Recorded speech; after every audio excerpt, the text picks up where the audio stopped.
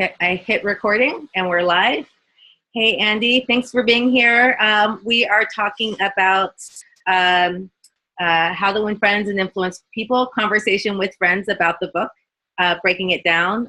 We're specifically talking about the principle of talking in terms of the other person's interests and why that's so important. I'm here with my friend, Andy Brenits, who I knew in a past life where you were the creative leader for our art team. And also you now have your own firm as a freelancer. So I'm gonna let you talk a little bit about what you're up to. Go. Thanks, Heather. Great to see you again. I'm glad we're doing this. This is a book I read a long time ago and it still applies today. I started my own firm 3 years ago after being in-house for almost 15 years off and on.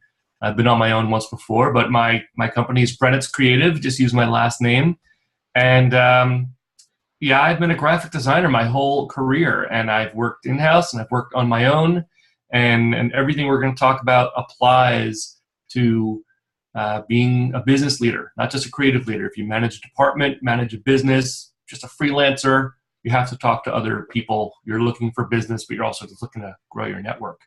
Other than my firm, I'm also on a board of directors for in-house creative leaders. So there's a ton of networking that goes on, a lot of thought leadership and a lot of conferences. And I meet a lot of creative people who often would rather just sit behind a screen with their headphones on, jamming out to doing great work. And a lot of people who want to know, how do I get great work out of my team? Or how do I come to an agreement with a potential client, internal client, to get work done? And it relates to what we're going to talk about today. So thanks for having me on. Yeah, no, thank you. I think that's interesting because I've been in that position as an internal client, but also as that strategist. And it's, you're right. I think, you're working with creative sometimes you're the creative, sometimes you're working with clients and sometimes you are the client, and, getting people to get aligned can be, I know that you're sort of at the center of that. And also, I feel like you're the maestro. Who's the conductor? You're the conductor of a lot of that. Maestro, yeah. And especially when you have like bigger projects. And so in some ways you're the leader, but in other ways, these rules where, you're sort of coaxing it out of people. It's sort of an interesting dynamic. Yeah, totally. And it, everything that I've done in my career has required that I be likable. Now, not everyone in the world can like you, no matter how hard you try. And for some people, it's effortless. For other people, we got to put a little effort into making sure, you don't come off in a mean way. But if you're an employee and you have a boss, you have to make sure you're likable. Not liked. No one says you have to go to their parties or their birthday party, but you certainly don't want your boss to roll, oh, here they come again. Oh, what's going on, right? You don't want that attitude. Vice versa, if you're managing a team, you want your team to like and respect you. You're going to get great work out of them. And if you're on your own, it's how you can win clients. Nobody likes to be sold. Nobody wants to sit there and have a salesman give a pitch. What you want to do is be people. We're all good at what we do. So why is someone going to hire you? Because they like you. They feel like there's a connection. And you can't do that if you're just pitching work and getting rates and saying, well, why don't we do this? And why don't we do this? And what's your budget? Don't start that way. Start to find a connection, find a common ground. So I think that one of the problems I think a lot of people have when they read this book, and I think one of the reasons why I'm sort of unpacking it like this, is it feels really disingenuous, and sort of, I don't know if this is the right way to go about it, but we were talking earlier about this, and I just work with people I like. I find that's the most efficient way to go about it, and I'm baking it a lot less, as it were. That's, to me, the only way to really make it genuine. But I also find that when I approach things like that, and approach things, more real, it's easier to like more people too, because there's less second guessing, less weirdness. Mhm. You know, I don't know if you've had any sort of experiences like this. You know, what is that? Who is it? I think, is it Oprah who says, like, it's better to be interested than interesting? That's a hard one for me because I talk a lot. Yeah, that's a good one. You know, I've run into this personally a lot, and I don't think I knew what I was doing until I read the book, and I read it a long time ago. So when I knew we were going to talk, I made sure to read it again, and you know, I realized, oh yeah, that's what I'm doing. Either because it was just subconscious, and I knew these were principles. Look, I'm 6'4", I'm 2 something high up there. I'm big. I walk into a room, you know, I'm there. I'm loud. I know what I'm doing, so I can come off with authority, and that can turn a lot of people off. Right? There's a lot of people who will immediately, who's this big guy yelling at me? So, you know, you have to have your own awareness of what it's like when you're talking to somebody, and realize you don't want to be a bull and just steamroll them into what you believe. You have to have something that, you know, there's an interest in common. So when it comes to working with people you like, in the corporate world, you don't have that choice. You work with who you're going to work with. Somebody's hired by somebody else. You're thrown together. Often that's why there's that forming, storming, norming, you know, cycle. As soon as somebody new comes into an equation or out, it throws everything out of balance. So it's really hard to get to that performing level. But you have to find ways to work with each other. On my own, when I talk to clients, I'm in a good position of almost making the first conversation an interview. Do I want to work with them? I know I can solve most of their challenges creatively. That's why we're connected in the first place. It was either a referral, or I just met them at a networking event or something, and we just started chatting. But for me, it's important that I know the relationship is going to go well. You know, I'm sure I can come up with ideas. Are they going to like them? I don't know. But they're going to like them a little bit better if I know we have some common ground. So what do I mean by that? For anybody who's going to go to a networking event, you know, if you're a wallflower and you're just going to stand there in the corner, don't go to networking events. Research them beforehand. Go with a purpose. Am I looking to just increase my network of people who would know me and potentially refer me or hire me? Or am I going to this event because I know somebody I want to meet is there, and I want to meet that person? Do I know anybody at the event that can give me an introduction? Now when you're talking to that person, well, now what? Nice hat? How's the weather? No, nobody wants to talk about that.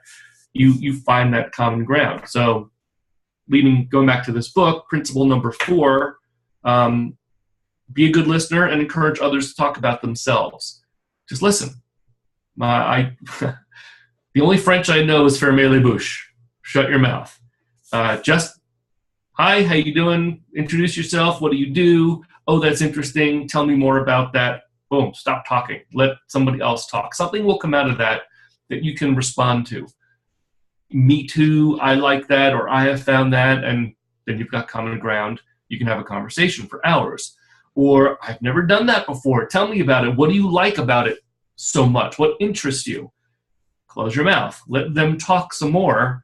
You go back between number 4 and number 5 of these principles in the span of a 5-minute conversation sometimes, until you've met that area where, ooh, here's something we can both talk about. It could be your kids. It could be your family. It could be a past experience. It could be an article you've read, a conference. Don't make it about work all the time. Just make it a conversation. Make it genuine, like you're really trying to get to know that person. And don't rush to get enough information and a business card and a phone number because you want to go meet somebody else in the room. Focus on one person at a time until the conversation has run its course. Then you move on. Your goal at a networking event should be make one good connection at a time, not 15 connections, because you're not going to make connections. You're going to have 15 business cards and no one will remember you. But that one person, if they remember you because they like you, a lot of things can come from that in the following weeks, months, or even years. I like that. I like how, as a yoga teacher, right? I'm always talking about being very present and slowing down. And I think that's really basic and a useful reminder as we, spool up and we're on our phones, watching TV, thinking about things and, Yeah. Slow down. It's not, life isn't a race. Yeah. You can focus on one person at a time, and it's kind of like dating, really. I mean, focus on one person, their interests, find what's common, and the conversation will just be easy. And if you're talking about, and the principle that comes directly from Carnegie's book here is, if you're having a good conversation and somebody is having a positive emotion, they will affiliate that positive emotion with you. That's what makes you likable, right? Not because you have a good smile, you dress well, you smell nice. Yeah, those are all. Well, smiling is one of them. Smiling is, people want to talk to somebody who's smiling. But if it's that psychological subconscious association, next time they see you, their brain will connect that good conversation, that positive connection to you, even if they can't remember your name. Yeah. How you doing, Andy? I haven't seen you in a while. What's going on? Remember we talked about that thing at the place, and I went there again. Have you had a chance to go? No, I haven't, but I'm really. It starts an immediate conversation. You just pick up where you left off. Yeah, it's very easy. It's very comfortable. I like that. I was just going to throw another quote out, which is, people will forget what you do and what you say, but they'll never forget how you made them feel. So, right. And I know you've done a little bit of user experience design, so you also know the thing, end on a high note. Like, have a peak and have a high note. That's all you need. So I would for all my designers, whenever they were interviewing with me, I would always sort of act as because I've been teaching for 20 years, teaching art and design and creativity. And I learned a long time ago, and so I would pass this forward because I know it from experience looking for work and experience hiring designers. You start and end with a bang, right? You put your strongest work up front, weakest work in the middle, strongest work at the back again, because what's the human nature? As soon as you start to look at a book, you're making a judgment. Oh, it's good or not. I like it or not. If the first impression is I don't, you're not inclined to even move past the first page. But if it's strong, okay, now let me see what's going on. Oh, it's still strong. Well, it's kind of weak. Oh, not so great. Oh, that's interesting. Then you end with a really strong piece. You remember how you started and how you ended. Okay. You're subconsciously going to forget the middle stuff. Okay. Well, that's great stuff. And I said that this would be, a short interview, but thank you so much for your time. Is there anything else you want to sort of wrap up and sort of any words of advice for folks who are out there making friends, influencing people? Don't be afraid to be the first one to talk. Okay. A lot of creative people, a lot of people in general, solopreneurs who work for themselves, you're a little bit of an introvert. If you're going to get out there, you have to muster up the courage to turn to somebody and say, hi, my name is, what's yours? What do you do? What brought you to this event? It'll start a conversation. You can't wait for people to talk to you. It may happen, which would be nice, but sometimes it doesn't. You have to be the first one to be outgoing. So get over that fear. And when you do it, ask a question, make sure you're hearing what their interests are, and then find a common ground. It's easy. It's actually easy to do. It wasn't easy for me at first, but it's become part of what I do, and now it's effortless. I don't think about it. Cool. I think that's what we're aiming for, is for it to be, just part of how we act as human beings. So, not to be weird. Yeah. And it's not done in email or texting or social media. Those aren't conversations. That's a very one-sided. What's the opposite of a conversation when you're just talking at somebody? Monologue? or Yeah, it's a monologue that people then respond to, and then you respond to the response. It's one-sided. Conversations happen in person, through video, on the phone, when it's actually at the same time. yeah, That's the best result. Get away from the screens. So that way you can connect. Like dialogue is just like Right. that snappy patter, blah, blah, where you're even talking. I come up from a family of, it's called multi-temporal folks, where you're talking like 3 different conversations and you're talking at and over and through and around, but you're sort of also responding. So that's one side of the family. And then the other side of the family is not like that. Oh yeah, totally. Our dinner table, we were a family of talkers. Our dinner table was 4 people. There were 6 conversations going on, and whenever a friend would come over and they couldn't follow what anybody was talking about, because we'd be finishing conversations that we started earlier. It always comes full circle. By the end of the dinner, all conversations, all topics were closed out. But throughout the dinner event, whatever, it's just a lot of back and forth, and it's kind of, if you're not in that environment, you can get kind of lost in what were we talking about? Where are we again? Yeah. In big rooms too.